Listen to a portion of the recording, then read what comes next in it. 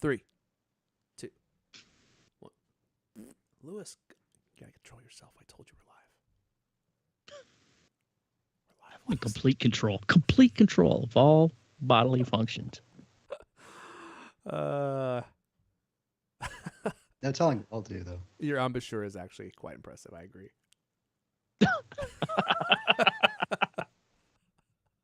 You know Eric Smalls. I've never accused you of that.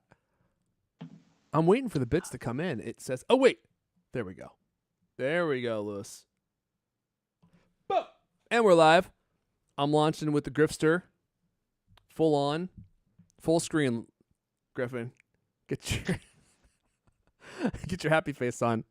All right, let's see here. Should I send out the tweet here, Lewis? I think you should. All right, I got a juicy one this week. Oh, jeez. This is gonna bring him in, Lewis. You ready for it? Sure. There's the tweet. We got the tweet action. We had some people, and now all of a sudden everyone just disappeared. What happened? Oh, there we go. We got Mark T here. We got Dipsy Doo with a hello, governors. We got Dogger, Kia Ora Aragon, and Kia Ora Ergon and Lewis. I have no idea what that means. Does that mean anything to anyone? Sounds like a Lord of the Rings reference. Let's see. The first tweet I see when I open it up is somebody saying, "Going private now because I am not feeling safe on Twitter." When was the last time anybody got, cut on Twitter? Ouch! Oh man, if you want to get some brutal comments, put a video out on YouTube. Jeez, I don't feel safe. Oh my God, I slipped and broke my leg on Twitter. My hip. I need a hip replacement. Oh man. Although I have to admit, I've sent some tweets that were just so powerful, like they might have made you fall over. So a metaphysical kick to the crotch. Okay. We got Azon Luckman here, just with a good old fashioned LOL. Mark T, okay, boomer, poor Lewis. Oh man, brutal takedown. All right, we actually have a lot of stuff to go over. So I think we're gonna queue up Mrs. D and we're gonna get rolling because I gotta be walking these sweet buns out the door at 1:35 sharp. So let's go ahead and get the show rolling. We got a lot of news to talk about. It's actually been kind of a busy week. So if you don't mind, Mrs. D. Mrs. D? Mrs. D. Oh, yes, I can't wait to get my hands on that reality headset. Oh, yeah, you're into technology, huh, Mrs. D? Oh, yes, and then I could have sensual sessions with El Caney. Ugh, gross. Can you believe this? She's like leveraging technology to take their relationship to a whole new level. I just don't want to hear about this. Mrs. D, if you don't mind, I appreciate that you're willing to leverage new Apple technology, but we got a lot of show to do and not a lot of time to do it. I don't know if you heard, I'm going to be walking my sweet buns out the door in just a little while. Oh, sweet buns indeed. Mrs. D, getting fresh with everyone. Lewis, you're next. Hope not. Oh, I liked medium size. Never mind. This is going nowhere fast. All right, let's go ahead and cue everything up, Mrs. D, if you don't mind, and we'll get this show rolling. Yeah, I got everything up in 3, 2. Hello, and welcome to the CultCast, the best 30-plus minute Apple conversation you're going to hear all week long. I'm your host, Aaron from Elijah. There I am. Joining me today, he keeps a journal of interesting threats and motivational tactics that can be levied against the Cultimac writing staff to keep them well motivated. I also hear that he keeps a Pinterest of medieval devices and contraptions for inspiration purposes. He's the managing editor of Cultimac. There. I got a good chuckle on that one. Also with us, he's Cultimac's newest writer, and in his month at the organization, he has yet to make a single spelling or grammar error. It's driving Lewis nuts. He's the newest writer, Cultimac. Griffin Jones is here. You've only seen the friendly side of Lewis Wallace, Griffin. That's all you've seen. You haven't been here long enough to know who he really is. I resent that. And you probably didn't hear that the previous writer that you replaced, he disappeared. All we ever found were his teeth. There was the chalk outline that, was kind of smeared because of all the blood stains and everything. But anyway, it's good to have you aboard. Full Mr. Wu. Just make sure you don't make too many errors and everything will be fine. All right, let's see here. We have a lot of stuff to talk about this week. Let me bring up my show notes here because I can't even keep track of it. Oh, man, we got major leaks for the new Reality headset. I think that's what it's going to be called, Reality headset, which is actually kind of a cool name. And the reality is you won't be able to afford it, and it probably won't do anything that you'll want to do. And Apple knows that. And we'll talk about the report from Bloomberg. It kind of lays out a lot of stuff. And then also we will talk about hardware expectations for WWDC. Gerbinator had another report out that talks about what he expects. We'll weave that stuff in. And then we also are going to have a great giveaway this week. So you'll want to stay tuned for that. And, I always say you got a chance to win. So you definitely should enter. We got to talk about this new Apple savings account. I was truly stunned when I saw this come out. We were going to talk about this last week, but of course, Lewis talked me out of it. And it ended up being a major story. I mean, from a banking perspective, it's one of the highest interest rates that you can get, and it's so easy to use. It's like Apple's basically giving everyone the ability to have a high interest rate savings account, and one of the highest that's around. In fact, I'm thinking about moving all my extra money, my hundreds of dollars, into the account so that I could start getting a better interest rate. We'll talk about that. And then just a whirlwind tour for TC this week, Tim Cook, going all around. I guess he was in certain parts of India to celebrate the opening of their new stores. And a fan brought him a very unexpected tribute. And TC had a rare moment of genuine emotion come through his face. Yeah. One that's not forced, where he gets all whispery, And I was like, wow, that's actually quite heartwarming to see that level of emotion is still buried within Tim Cook. Because, the guy runs a powerful organization, and he's used to being real squinty and looking at people in a sharp fashion to get them to do what he wants. And I don't know how many moments of happiness he has. I mean, there's the product releases, right? So, those moments of true happiness happen, but only 3 or 4 times a year. Let's see. Before we dive in to all the fun, I definitely want to thank Squarespace for supporting this episode. Squarespace has everything you need to sell anything. I should know. I'm making hundreds of thousands of dollars a week selling my product, the Cult Cloth, cultcloth.co, and I'm using the Squarespace platform because it's just so dang easy. I pay for it just like everybody else. And you can set up a website, add all your products. It's really easy to do. It's really easy to maintain. You won't need anyone's help. You can connect all these different kinds of services that Squarespace integrates with to help you run your website, to make things even easier. And once you have your business established, I always tell Lewis, the checks just keep rolling in. It's a great way to start selling a product, whether it be physical or digital. You can have a blog if you want. You can set up a local or a website for your local business. You can feature your portfolio, which, let me tell you what, I've been involved in some hiring, and it makes a huge difference if you have a portfolio online and you're not just relying on your LinkedIn to be like, here's a text description of all the jobs I did. Ain't nobody got time for that, a wise woman once said. You have to have some images, you got to have some videos up, and showcase what you actually are able to do, and that gives you the edge. And that's what we're all about here on this program, having the edge. How do you get the edge? How do you keep the edge? How do you hide the edge once you've used it to discipline a Cultimac writer? These are all things that we talk about on the show. Check it out yourself, squarespace.com/CultCast. Build a website. See how you like it. I mean, it's really easy to do. You'll have one up in mere moments. You can customize everything or not. Just use one of their easy templates. And if you like what you have at the end of the trial, use code CultCast at checkout. You'll get 10% off your first purchase. I do a year of service. It gives you an additional discount. And it ends up being quite a nice little price with the CultCast discount and then the year of service discount. Squarespace.com/CultCast. Use offer code CultCast at checkout. All right, I think we're tossing it to the Grifster. Look, no pressure, Griffin. This is a program with hundreds of thousands of people watching live, and there's their millions that listen to the audio.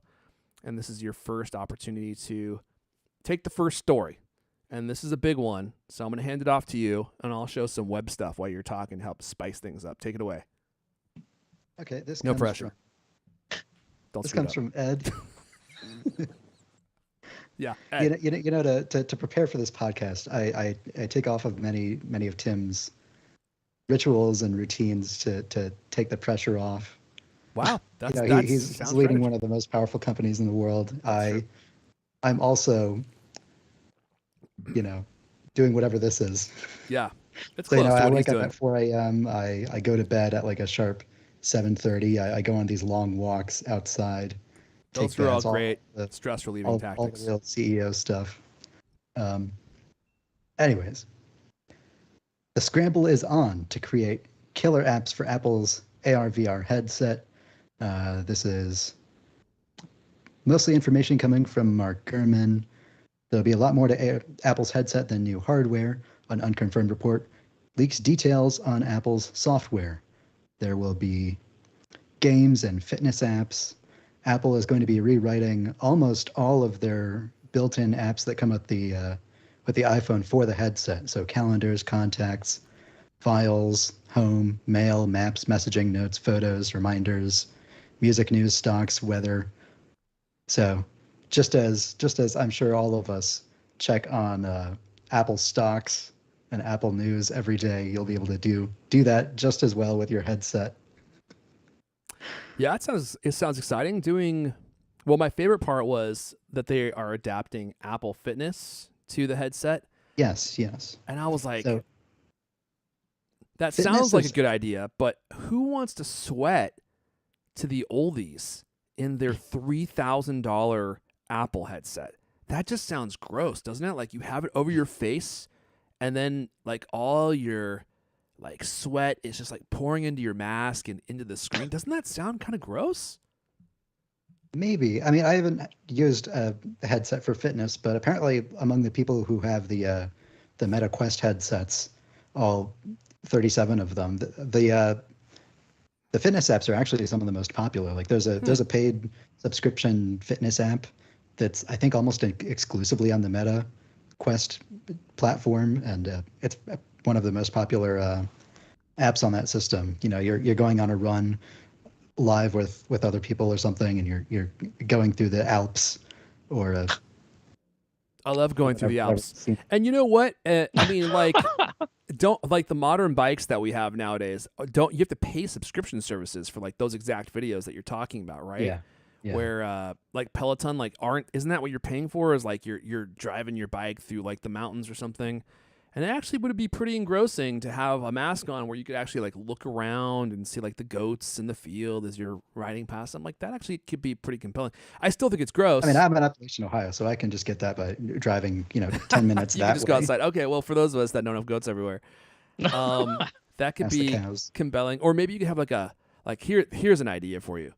You could have like a kickboxing app, so you're like doing your kickboxing, but you're kickboxing against like Jean-Claude Van Damme or something. Like he's in there fighting you.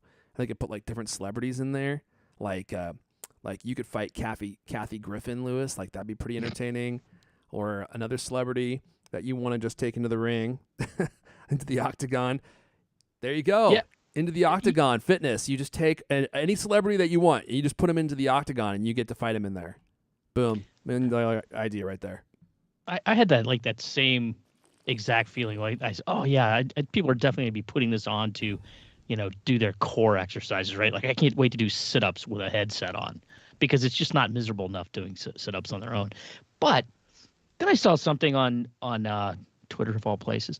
It was just an ad for this thing called Supernatural. Have you heard of this? No, and I haven't. it's like, this virtual reality fitness thing. And there's this woman with like these, I don't know, almost like lightsabers or something. And she's standing on top of a mountain and, swatting away these orbs of light coming at her and stuff. I was like, well, I mean, it's kind of like a Wiimote kind of gaming situation, right? But it's immersive because you get this mask on.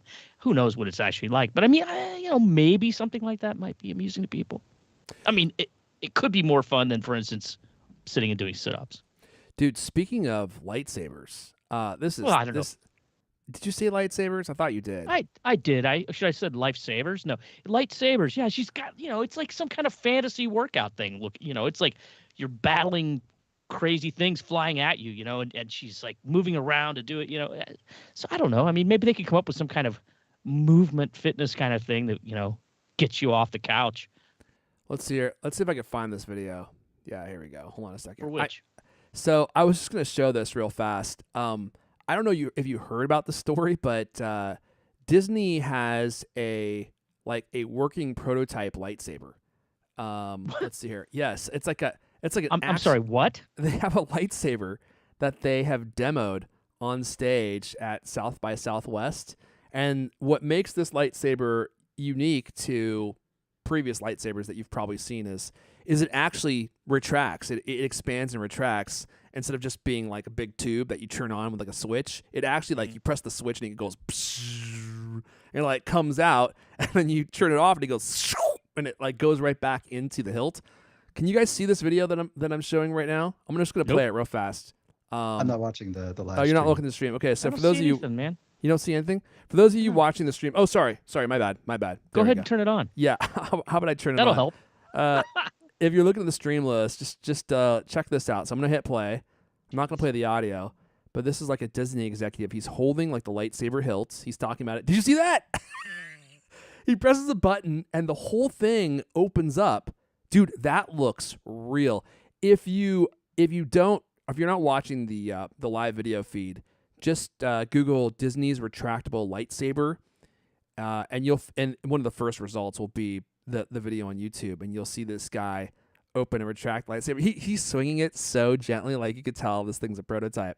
I have many questions about is that. it? I think it's sort of generous that event is clearly in a very dark room. Yeah. But the other place that they use this lightsaber is they have like that Disney Star Wars experience that you could pay a bunch of money to go do, and like Rey in that in I don't even know what you call it in that event or whatever, because it's like a series of like of fights, like lightsaber fights. She has like one of these retractable lightsabers. So anyway, they use it there as well. I saw that thing and my mind was blown. I was like, holy moly.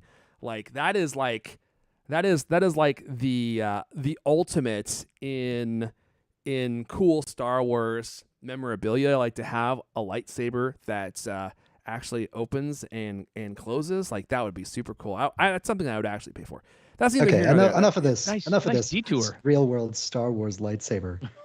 Let's get back to the exciting stuff. That's neither here nor there. Yeah. Apple So Books is coming to the headset too. yeah, that could be cool. I mean, yeah. reading, on your couch with your headset on. Sure, why not? Why would you want to read an actual book? Yeah, when you could just watch a video in 3D space. you could have, the worst part about reading an actual book is that you have to hold the book. Imagine if the book were just floating ambiently in front of your face, and you can just reach up and flip the page whenever you want. Sure. And you can move it around, whatever.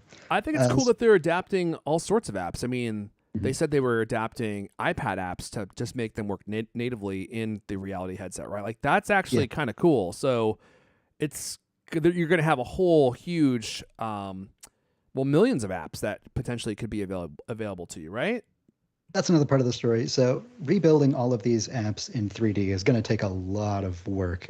Stephen Troughton-Smith was talking about this morning on Mastodon. I know you probably didn't see that because you're still on Twitter. Nobody saw that, Griffin. Nobody saw it. Like this is a whole step beyond just redesigning like UI kit or like app kit or all of these tools for different screen sizes or interfaces. They're going to have to completely redesign all of the basics of these operating systems to work in 3D space, independent of the assumptions of, simply having a single two-dimensional square on a screen. Mm-hmm. They'll have to rebuild these, APIs from the ground up. They'll probably have a whole new user interface kit for these. So for all the apps that don't have that, it'll be like the equivalent of running iPhone apps on the iPad. You'll have a tiny little 2D square floating in your space where you can throw around an iPad and iPad app as if you have like a virtual screen in front of you, so you can run all the existing apps in addition to all of the redesigned, remade apps in 3D. Yeah, it's pretty interesting. I'm reading from the Gurman piece now. The offerings will include gaming, fitness, collaboration tools, optimized versions of Safari, calendars, contacts, files, home control, mail, maps, messaging. I mean, everything. Everything's in there. The photos Apparently can be pretty cool. iWork suite will be redesigned for this system as well. So numbers, pages, and Keynote. So Oh, maybe when you're on one of your Numbers. 3D Numbers. FaceTime calls. Wow. Does anyone use numbers? I would love to know the answer to that question. It's so. I used it just this week. Did you really? Did you use it on purpose, or did you accidentally open an Excel document in numbers? I didn't want to do it, but I had to do it. Okay. I mean, I guess Because if I you don't sent have them Excel. a spreadsheet and you had to edit it. Yeah. I mean, honestly, like I feel like Google Sheets is better. You might as well just open something in Google Sheets and do it that way. I find that Griffin deeply is offensive. grimacing.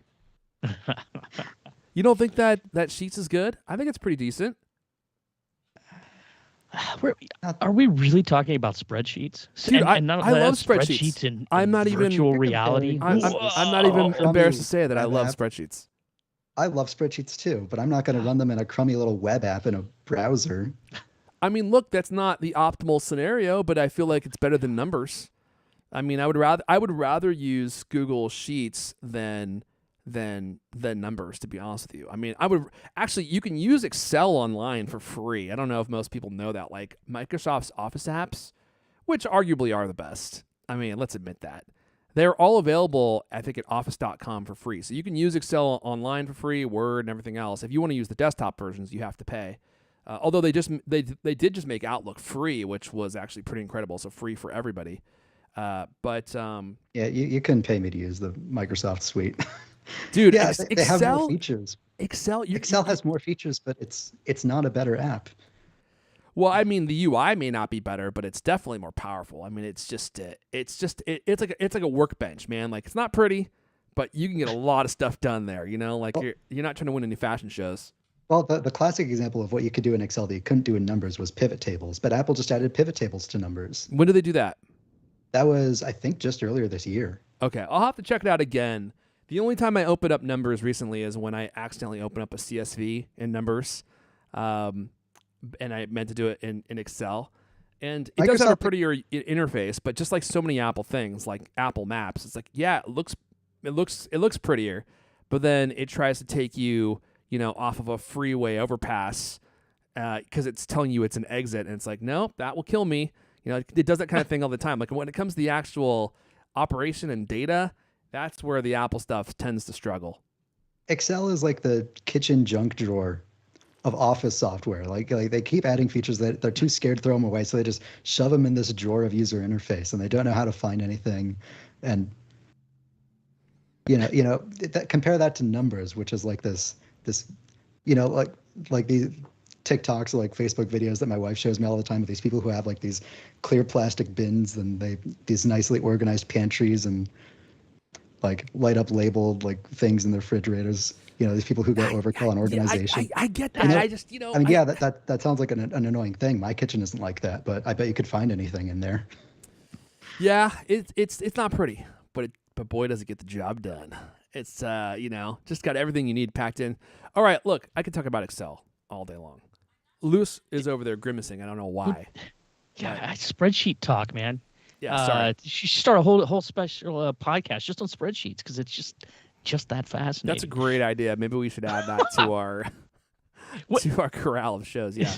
So that whole lineup of stuff that Gurman was talking about that's supposedly coming, like all these different apps and all, some of it sounds awesome. Some of it sounds like ridiculous. One of the things he says, immersive video will also extend to the TV app, where the company is planning to let users watch video in different virtual environments, such as a desert or the sky.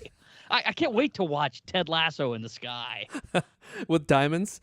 Yeah, I mean they're definitely grasping. They don't really know exactly what this thing is for. Searching for something. Well, that's what their own development team said, right? It seems like a solution in search of a problem, which is not Apple's typical style. And he also mentioned in his piece that Apple knows they're not going to sell very many of these things. By the way, this headset is going to cost about $3,000. So That number keeps going up. Apple's expecting to sell about maybe a million of these. It's going to be expensive. They're going to try and paint a picture of what you can do with this, but it seems pretty clear they're still not sure. So they're just kind of throwing everything out there to see what people do with it. Here's the interesting thing is he mentioned this, let's see here, in another story. Yeah, let's see. I have it in here somewhere. Okay, While yeah. you're looking for that, I'll point out that Apple doesn't need to sell very many of them to completely take over the VR headset market. Well, that much is true. Like they could only sell I think in the 7 digits of between 1 and 10 million, and they would already be one of the biggest players in the space. That's because there is no VR market. I mean, they're going to try and create it by convincing people to buy this thing and that it will do something that they actually want to do with it. So I found this piece. So this is from a Bloomberg article this week. Gurman says, perhaps most importantly, the headset is just the beginning of Apple's plans for mixed reality. The company is already working on 2 follow-up models. Get this, an updated high-end version that will offer more processing power. How much is that one going to cost? The $3,000 one isn't the high-end model? That's actually the Apple car. With surround sound, both surround sound. So maybe there will be like a $5,000, $6,000 model. I mean, that would be... I think he's saying that we don't know $3,000. That's probably only known by a few people on the Apple's most executive team. But yeah. I think that is the high-end model, and what that's saying is that this will be an update to that model, not an even higher-end model. I don't know, man, because Gurman was saying that the headset was going to be around $3,000. And since his source seems to be on the executive team and probably TC himself feeding him this stuff so that he can trickle it out, I would be surprised if it wasn't $3,000. But maybe you're right. Maybe it'll be like $1,500, right? And the $3,000 will be the higher end one. I have no idea. But they're also working on, according to Gurman, a lower tier model of the headset to make it more accessible to ordinary consumers. So, like I told Lewis, I think we agreed, if this thing were $800, I would buy it. I'd be like, okay, it's $800. That's a lot of money, but they're going to be adding all this cool new. It's a paradigm shift, right, in computing. I want to see what this is all about. $800 is a buy first, think later type of situation. $3,000, I'm gonna let all you all buy it. At $3,000, I would be curious to try it out, but to buy one and try to use it, it really doesn't really interest me at all, to be honest with you. I'd rather buy a new guitar or something. The open box specials at Best Buy are going to be shocking. Oh, dude. There's going to be so many returns of this thing. I mean, undoubtedly. There's going to be so many people buying it. Most of them probably Apple journalists who buy this thing and then just return it after 2 weeks after they've made all their YouTube content. And you'll see this thing on Refurb definitely within 2 months. They're going to have a whole selection of these models to choose from. I'm excited about it now. We know a lot more information. We know now what kinds of apps are going to be available. We know that Apple still doesn't really seem to have a strong vision for this, or at least doesn't seem to. And that there's going to be fitness stuff that you can do, productivity stuff, and then all the iPad stuff. And then for communication apps, they're creating some kind of 3D environment where you can talk to people in some kind of 3D environment. So it might be creating 3D avatars or something of them. I have no idea what that's going to look like, but we have our best look yet now of what we can expect for the Reality headset. And we also know that most likely it's going to be called the Reality headset and Reality OS. But let's move on because I got to be walking these sweet buns out the door in 35 minutes. Let's talk about other announcements that will probably be happening at WWDC. Again, we had a Bloomberg piece, Gurman laying out from some of his sources what we might be able to expect. I'm going to just summarize all this for you guys so you know what's coming down the pipes. So the Reality headset, right? We know that. I guess it's going to be called the new XR OS operating system, so not Reality operating system for the headset. New MacBooks, iOS 17, iPad OS 17, Mac OS 14, And then a major Watch OS update, which Gurman was saying that the hardware update for Watch OS is probably going to be almost non-existent, which has been true for the last Par 3 for the years. course. Yeah, right. I mean, the Ultra is like the only real major Apple Watch update that we've got. I would argue since like Apple Watch 5, which added the always on display, like that was the last major feature from a hardware perspective that we've seen. But he's saying that Watch OS 10 is going to have a lot of new features, and they'll be focusing on that a lot during the keynote because it's going to include all the features that you're basically going to get with Apple Watch. Let's see here. Moving on here. Let's see. Apple has several new models, Mac models in the works, a 15-inch MacBook Air, an updated 13-inch MacBook Air, and an entry-level 13-inch MacBook Pro, a refreshed 24-inch iMac, excuse me, and then the first Mac Pro with in-house chips. Excuse me. At least some of these, I'm reading from the piece now, at least some of these new laptops will be announced at WWDC. There's a big caveat, and we covered this as well, that the new models that are coming in June, or the new models that are coming in June, yeah, I read that right, sorry, won't boast major new M3 chips. Instead, they'll be running something in line with the current M2 processors, and that is also true of the stuff that will be announced at WWDC. New Mac models in this vein started showing up in developer logs in the past week. That includes what appears to be a larger MacBook Air. I know a lot of you have been asking, what's going on with the MacBook Air? Well, it looks like that's one of the ones that's definitely coming down the pipe.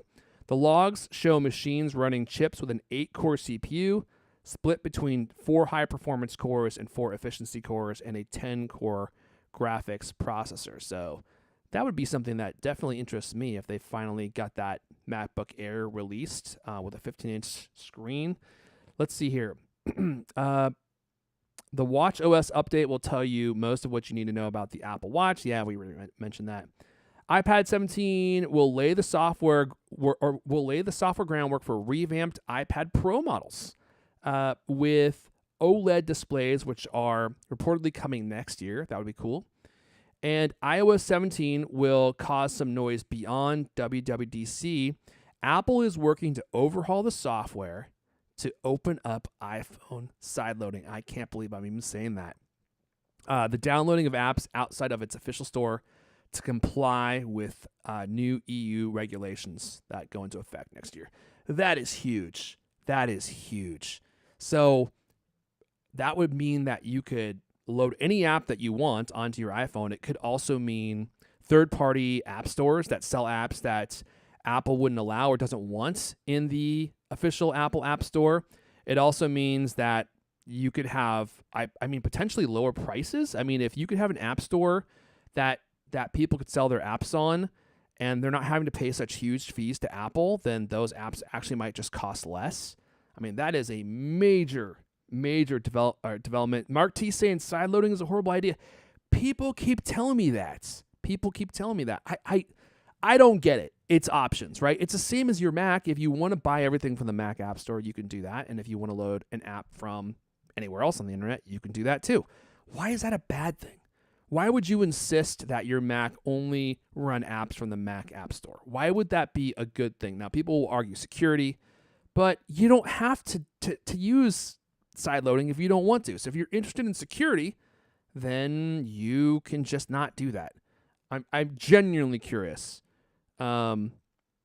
Streamline saying, I don't want to be forced to give my credit card to anyone else, but you're not forced to do anything you want. Hold on a sec. Adam Broussard's paying us $2 for a very enthusiastic. Yeah. That's for you, Adam. Lewis, I don't want to hear nothing about it. Just toss it in your Apple savings account. Well, with that 4.15 interest rate, that might be $5 by the end of the year. That's how math works, right? I think that's pretty much everything. So that's all the things that are expected at WWDC. It's going to be a big one. I think Gurman was also saying that with all the stuff that is expected, it might be one of those major, 2.5 hour Lord of the Rings level events again, which I would love.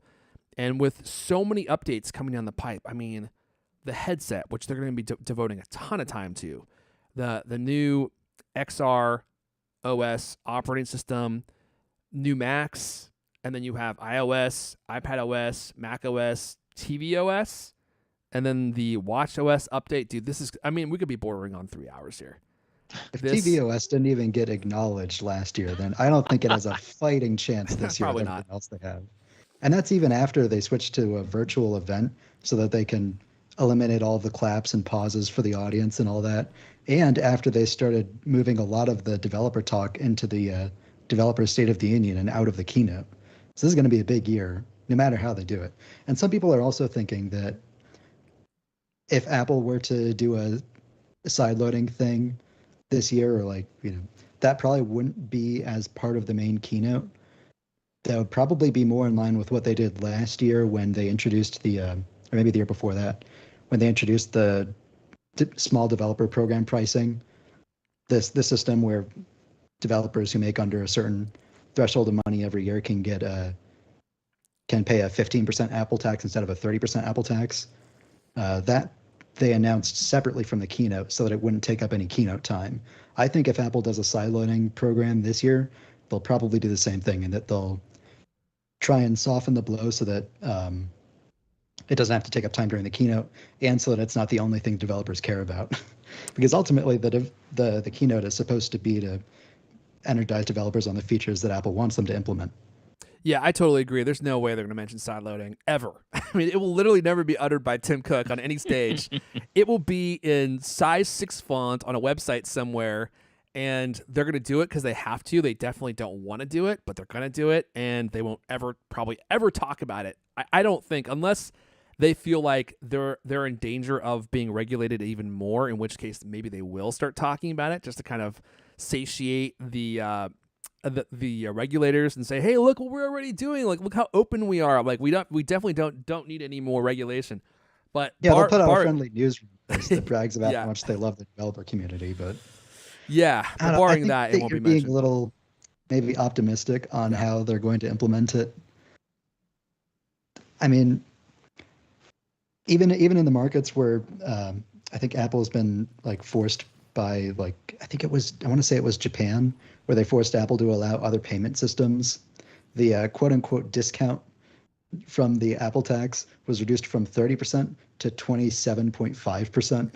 Yes, but that was because those items were still in the Apple Store. So Yeah. now if you're able to bypass the store entirely and sideload, then I theoretically Apple would take a 0% cut of that because they wouldn't even know that it was on your phone. All they're doing is exposing certain APIs and allowing you to install an app on your phone that doesn't go through their channel. So, and it's just like on the Mac, like if you buy a Mac app, chase after that money though. Tim Cook wants that money. He's going to find a way to collect it. oh, he desperately wants that money. I mean, no argument there, but I mean, his time has come, man. I mean, like, that money has been regulated out of Tim Cook's hands. Like, he doesn't want to lose it, but he has no other choice now. And so Apple has the power to revoke any developer's signing certificates so that all the apps just like flat out can't run. So Apple could implement a system wherein if they don't think even if you don't use Apple's payment system, they could require developers to report their income to Apple and still pay them a platform tax. And if they don't think you're being honest, they could just revoke your developer certificate, and you won't be able to sign apps to run on the iPhones anymore. Now that is an interesting idea, and I think that if they do go that route, then you're probably right. They will carve off some slice of that revenue.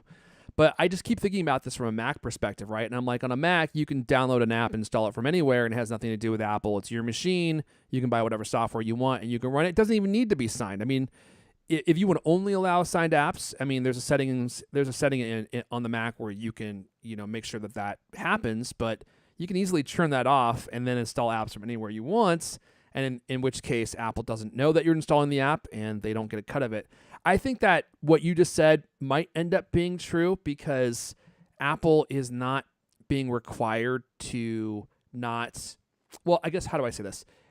They are being forced to allow sideloading, but they are not being forced to not be involved in that transaction in any way. So if they could force you to have your app signed so that they're still requiring like a huge fee for like signing your apps that aren't in the App Store, they're probably going to do that, right? Like TC's not giving up that profit unless I mean, you use the Mac as a counterexample, but I don't think Apple's very happy about how the Mac got grandfathered into that system. They desperately want the Mac App Store to be a thing. They keep trying to court all these big names to put their apps on the Mac App Store, even though they always say no. That's because the App Store sucks, man. Like, no one wants to have a store. No one wants to have only one place where they can get their apps from. Well, I take that back. Most people that I know probably wouldn't like that. I don't want that. Like, I like having the option, like on the Mac App Store, to only have like Apple sanctioned apps, but I certainly wouldn't want to live in a world where that's the only place I can get my apps. And my main reason is probably different from everyone else's. Like, for me, the reason I don't like the App Store, I think that Apple should be allowed to do whatever they want with the App Store. It's their App Store. But I do think it's kind of ridiculous that you're paying for this device. You own it in full. It's not subsidized in any way. And then Apple says if you want to install apps on here, then you have to go through us. And by the way, if we don't like your app, then you just can't be involved in modern technology or sell any kind of app on for iPhone at all. I think that's kind of bogus. It's like, okay, well, if you don't want to sell an app, if you don't like my my app of the 100 greatest fart noises, fine, but allow me to sell it. Like, I should be able to get on iPhones in some way because kids under the age of 12 are gonna love it. In fact, my kids accidentally bought a fart noises app on my Echo. I don't know if I told this story before. I was in the other room and I kept hearing like all these just like super juicy flatulations coming from my living room, and I'm like, what is that? And I go out there and my kids are just laughing their heads off, and the Echo is making all these like super juicy fart noises, and it was kind of funny. They were dying laughing. Well, fast forward several days later, and I saw a charge on my credit card for $2. So like somehow they had figured out how to install like this fart noises app on the Echo, and Amazon of course let them, and they charged me $2. I didn't even dispute it. I was like, whatever, $2. Sounds like it was worth $2. It might have been worth it for the amount of fun they were having. But isn't that crazy that you can even do that as a kid? Let's see here. Where are we? Oh shoot, hold on a second. We gotta do the giveaway. I also want to give a thanks to ExpressVPN for supporting this episode. I mean, we're falling so far behind, and I definitely don't want to forget ExpressVPN, because let me tell you what, incognito mode, Lewis, you know this, and LK definitely knows this. It doesn't work. If you ever browse in incognito mode, it's probably not as incognito as you think. I wish someone would tell this to LK. He's definitely going to jail. And why would it be? Incognito mode, like the Chrome browser itself, is a Google product. Do you think Google's ever not tracking you? You naive spring child. Let's see here. And Google has made a fortune by tracking your movements online. There's even a $5 billion class action lawsuit against the company in California, where it's accused of secretly collecting your user data. Google's defense: incognito mode does not mean invisible. So how do you actually make yourself as invisible as possible online? You use ExpressVPN like I do. It turns out that even in incognito mode, your online activity still gets tracked, and data brokers still get to buy and sell your data. And if you're El Caney, it probably gets given to the FBI and other, security organizations. One of these data points is your IP address. Data harvesters use your IP address to uniquely identify you and your location. But with ExpressVPN, your connection gets routed through an encrypted server, and your IP address is masked. You're like Neo from the Matrix. You're that powerful. Every time you connect to ExpressVPN, you get a random IP address shared by many other ExpressVPN customers. That makes it harder for third parties to identify you or harvest your data. Harvest your data. Oh, man. There's some negative. Sounds painful. Yeah, I was going to say. I don't want anything harvested off of me, including my data. Best of all, ExpressVPN is super easy to use. No matter what device you're on, phone, laptop, smart TV, all you have to do is tap one button for instant protection. So if you really want to go incognito and protect your privacy, secure yourself with the #1 rated VPN. Visit expressvpn.com/cultcast, and you get 3 extra months for free. That's expressvpn.com/cultcast, expressvpn.cultcast, expressvpn.com/cultcast to learn more. expressvpn.com/cultcast. And thank you to ExpressVPN for supporting this show. Lewis, do you want to do the giveaway real quick? People demand their free stuff. And if we don't give it to them soon, I'm worried they're going to leave. So let's just talk about the giveaway real quick. Yeah, it's the only reason that they come here. Happy to say that we actually have the giveaway up this time. Oh, good. We talked about this thing last week. This is a limited edition iPhone case from Pitaka. It's a great looking thing. It's a $89.99 iPhone case. It's only for sorry normies. It's only for pros. iPhone 14 Pro, iPhone 14 Pro Max. We actually, I think this might be the first year this. We have 2 different giveaways. You have to make sure you enter the right one for the size device you have, right? So, but this is the Pitaka Sunset Moment case. It's wild. It's made out of what is it, like woven aramid fibers? It's like stronger than steel and lighter than steel. Same stuff that they make Batman's suit out of. I don't know if that's true, but it does sound cool, doesn't it? It looks like it's of that caliber. They only made 1,500 of these things. They're inspired by Jack Kerouac's great, Beat Generation novel, On the Road. They take the trip down Route 66, blah, blah, blah, classic American road trip. Anyway, these things are almost sold out. I mean, like if you would, for instance, to want to buy one. So why don't you go to the Cult of Mac homepage, scroll down to the giveaway section, click on it, pick the right giveaway entry form, enter again, keep entering until you're done entering all the ways you can enter, and then you'll have more than one chance to win. You'll have multiple chances to win. Got it. So just go to cultmac.com. Sunset Moment. It's a cool case, and I reviewed one of their cases a while ago. Super high quality, probably one of the highest quality cases I've ever actually gotten to touch. So it looks pretty great. Yeah, it's a good-looking case as well. Cultmac.com, scroll down to see the giveaway, and I'll also post a link to it in the show notes. Here's one in the chat if you guys want to participate. Oh, let's see here. Someone in the chat saying the ExpressVPN read was not your best work, not as smooth as usual. I thought that was pretty good, actually. Wow, that's harsh. Yeah. I appreciate the honest feedback. All right, chat. 1 to 5. 5 being the best that I've done, 1 being the worst. Where am I? Where am I on the ExpressVPN read? I think that might have been a 4, honestly. I was going to say a solid 4. Thank you. I mean, I've definitely screwed things up worse than that. I could tell you that much. Mark T's giving it a 3. Okay. All right. I'm always impressed when you slip an ad inside of an ad, when you do the Cloth ad inside of the Squarespace ad. Yeah, I figured if I got a chance to mention the Cult Cloth, because it's such an incredible product. I mean, there's just nothing like it. I might as well at least mention it. Q&A saying 2. Okay, I think you're being a little harsh. Level Remix saying 3. Mark T 3. Streamline 3. I'm going to have to give that one a little extra gusto. I thought that one was decent.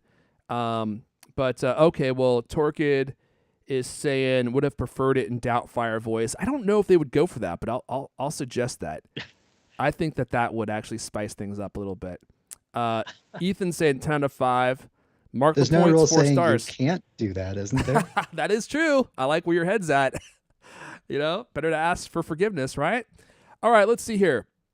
Where are we at? I don't even know. We did the giveaway.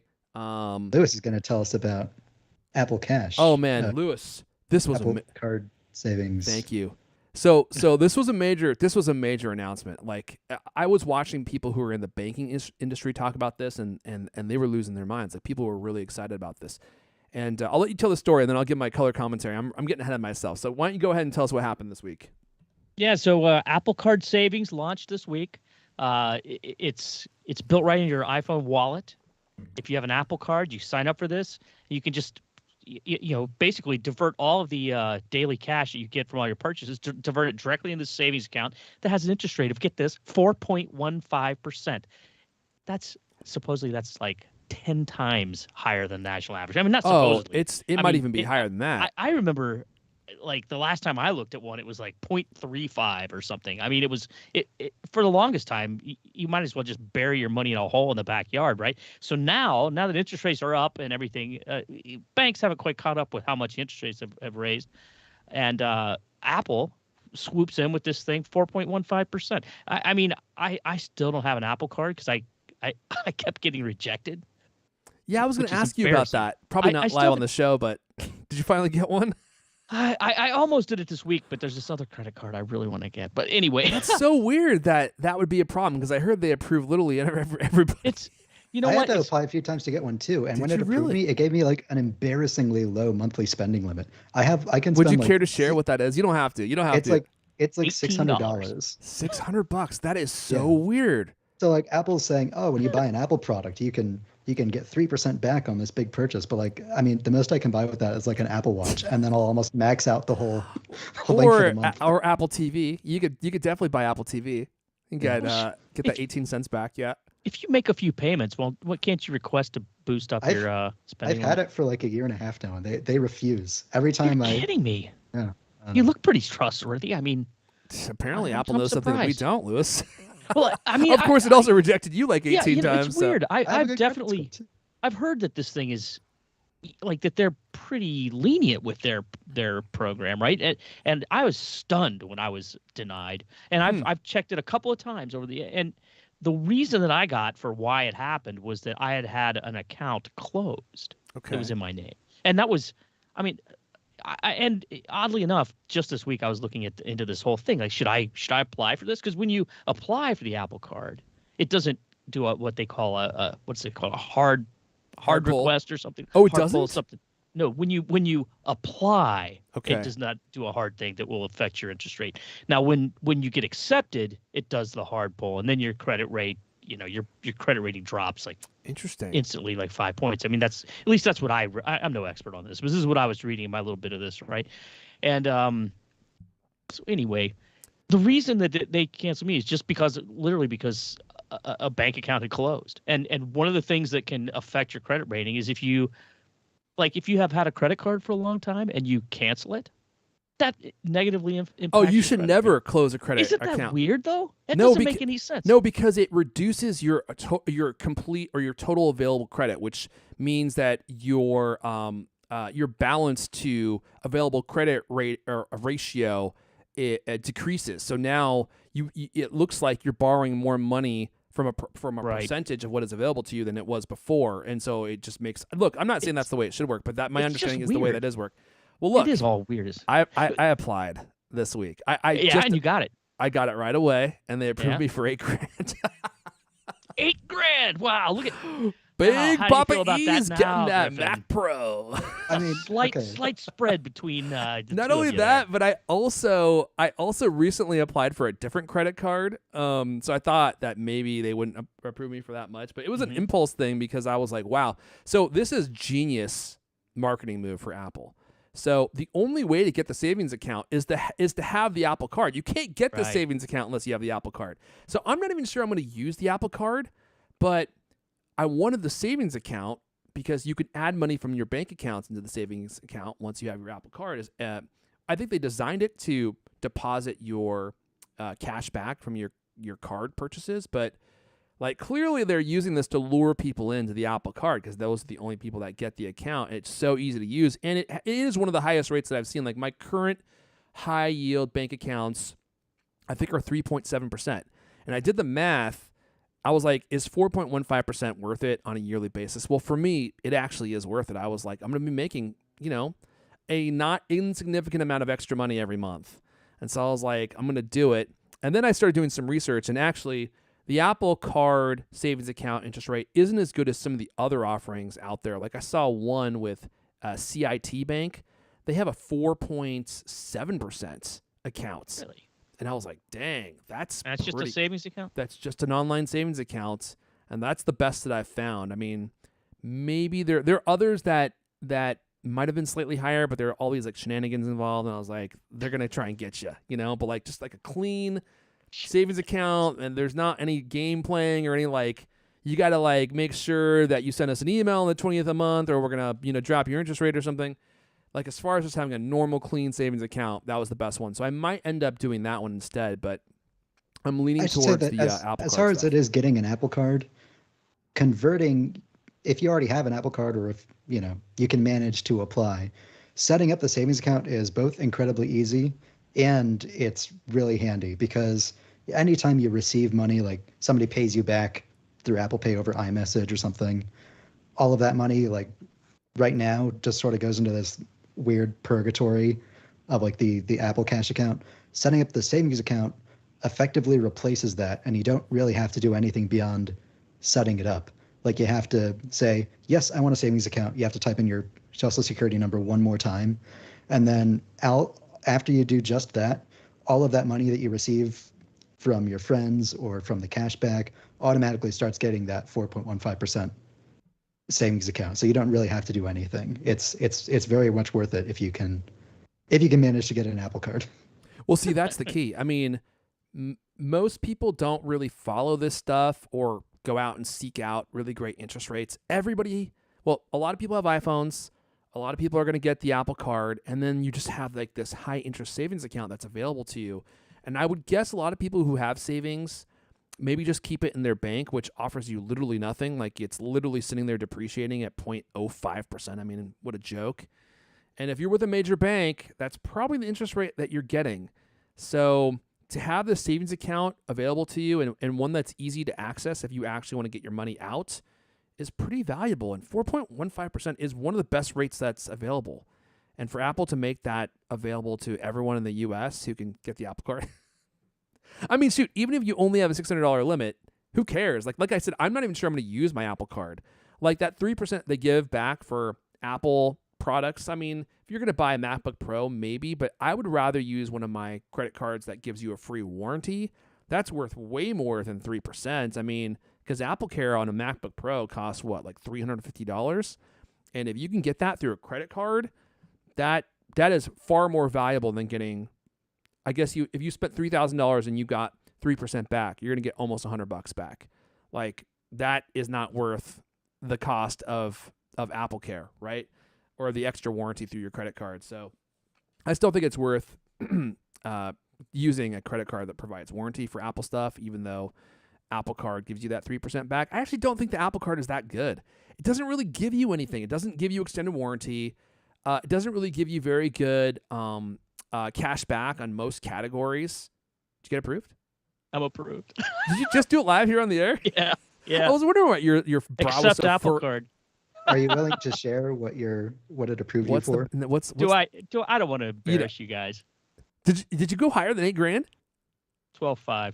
You got to be joking. Accept Apple Card. You must have done it at the right time of day. You son of a gun. That's weird. So they wouldn't approve you over and over, and then they said, "Oh, here, have one of the best credit limits that we provide." I told you, it's ridiculous. What the heck? I'm in. I got an Apple Card. You're finally I feel in the great club. now. My day has been made. I'm gonna set it up and put all that Apple Daily Cash right into that interest-bearing account. 4.5. I'll be rich by the end of the year. I know I'm just a writer and you're the managing editor, but I don't know if you make 20 times what I make. Well, he does work for CultCast. It's a powerful organization. I mean, have you seen the CultCast Lamborghini Murcielago, the purple one? Have they taken you for a ride in that yet? Shh, don't Probably not, because El Kenny is always cruising the strip with that thing. But oh yeah, don't be fooled by their frugality. You know, they've got some ducats rolling around. Okay, look, I gotta be walking out the door in 8 minutes. Should we move on to the last story of the day? Actually, before we do that, let me just give a quick plug. Let's see here. Yes, I want to give a quick plug to iOS Today Swap. It's a podcast that you should check out. Get the most from your iPhone, iPad, Apple Watch, and Apple TV. Join Micah Sargent, host of the iOS Today podcast, along with Rosemary Orchard. That's a great last name. Every week, they highlight tips, tricks, and hidden features inside your iOS devices. Plus, they cover the latest news and try out the best accessories. Follow and subscribe to iOS Today on Apple Podcasts, Spotify, Pocket Casts, or wherever you listen to podcasts. If you're into Apple stuff, check it out. Gives you some more great content to listen to. Okay, let's see here. Griffin, I'm passing it to you. You got the first and the last story? Wow. We're giving you way too much power. Let me send it to you because I would say you were as delighted as Tim Cook was in this picture here to talk about this story. Here's Tim Cook having an actual, legitimate emotional reaction. If only he could the tweet do the video? these on stage, things would change. What? I bring up the tweet with the video. I brought up the. Okay. No, I haven't brought up the tweet. Should I do that? That's in the show notes right under the. Oh, okay. I'll bring up the tweet instead. Oh yeah. Let's see here. Wait. Level Remix is saying, wait, what was the podcast called It is called, I want to make sure I say this right, iOS Today Swap. iOS Today Swap. If you want to check it out, just search for that on anywhere you get your podcasts. Let me pull up this tweet because I don't actually think I saw this tweet. Oh, wait, that's not it. Hold on a second. Calm down, Lewis. I see you. I can hear I don't think you. you hit Called iOS Command C. Today, I think right? You just hit the letter C. There you go. What did I say? iOS Today swap? Oh, my goodness. I'm sorry. iOS Today. I believe it is a swap. Yes, iOS Today. iOS Today. Yes, you're All right. It kids is are a doing swap. These cross-promotional things. It's a swap cross-promotional this, you thing. swap I'm that. sorry. I just literally had a Joe Biden moment there. I was just reading the teleprompter Wow. as is, Ron Burgundy. Whoa! It's Say iOS it a little Today. louder as you repeat it. It is iOS iOS Today. iOS Today. iOS Today. Thank you for catching that, Lewis. That's why you're the best in the game. That's why you're the best in the game. I just went That's full why I got Ron the, Burgundy there. That's why I got the credit limit. That's why your credit limit's 30% higher than mine. I am actually not happy about that, but we can talk about that later. Check yours, man. I bet you if you go check it right now, they've already bumped it up. Man, Yeah, they're going to somehow- max everybody out because they want everybody to be ready to buy this headset. Yeah, no kidding. Okay, sorry. Griffin, I'm on it. I'm showing it right now. Oh, there it is. Oh, look at that facial expression. Okay. So I have a big qualm Oh, with this. y'all. The Wow, that was like. So the story is Sorry, go ahead. I'm Tim Cook interrupting is going you. I'm so on rude. this. Tim Cook's going on this journey around India. He's here outside of an Apple store in India. You've probably seen this. There'll be a link in the show notes if you haven't seen it. People are walking by. He's greeting people. This guy brings him a Macintosh SE, and you see Tim Cook's face light up like the sun. His eyes and mouth wider than you would think are anatomically possible on his body based on what he presents in keynotes. There is a cardinal sin in whoever composed this tweet. I don't know who wrote it, but he misidentifies the Macintosh SE as a Macintosh Classic. I have a Macintosh Classic. It's a much more attractive computer, but that's neither here Well, nor this there. machine precedes him by like 7 or 8 years, I think. Yeah, I don't think that Tim Cook was actually at Apple when this machine was made, which is wasn't. why I thought it was so interesting that he was like so surprised. So he probably thought it was a machine that was created while he was there, but it actually wasn't. I bet he has a pretty good idea what machines were made by Apple when.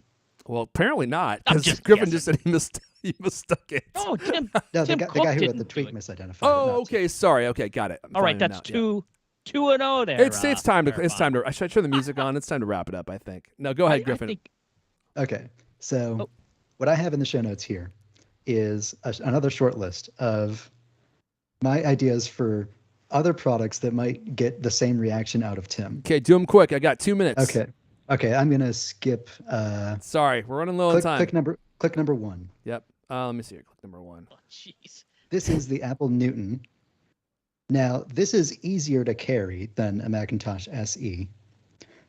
The Macintosh SE is like 17 pounds. An Apple Newton is like almost big enough to fit in a pocket. That's an equally rare item, but I don't know if it would because it's not as iconic as a compact Macintosh. Click link number 2. Oh, dude, yeah, this is a classic for sure, right here. The 20th anniversary Macintosh, and This is the last I know one. for a Yeah. fact that one of them is inside the walls of Apple's Oh, campus. dude, that because is that a picture beautiful machine. is Yeah. a picture that I personally took at the Apple Developer Center. Really? Wow! Look at Yes. that thing. They have That one just sitting. looks like that looks like something out of Blade Runner right there. Like it is just absolutely beautiful, guys. I hate to do The it. guy but- would have had to show up in a tuxedo if he brought that one. I gotta turn on the music. I gotta be walking out the door. So we gotta start wrapping it up here, guys. I'm sorry, but that's all the CultCast we have for you guys this week. We should tweet the rest of these so people could see the rest of the products that he might have wanted to bring. But we gotta go ahead and wrap it up there. But you know what? The party continues. Me and Lewis, we're both on Twitter. You could go mosey on over and see if you can find Griffin on Mastodon. What's your username on Mastodon there, Griffin? D. Griffin Jones on Mastodon. I don't want to give the full thing, but Okay. I'm at you can just Airfon. search. Lewis is at Lewis Wallace. This has been the CultCast, the best 30+ minute Apple conversation you're going to hear all week long. New episodes of the CultCast come out every Thursday night. I want to thank everyone for listening and for hanging out live. And we will see you guys next time. In 1 minute, this music's just getting turned off. Now I'm just going to be walking out the door. We push it too much. MacBook Pro. says he wants some more Apple stuff. He's disappointed that we're leaving. I understand that, but That's what God made next week. Well, it's not made yet. Let's wait and see what happens.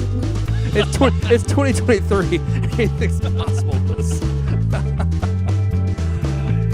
Yeah, too much preamble, too much banter, Lewis. I blame you.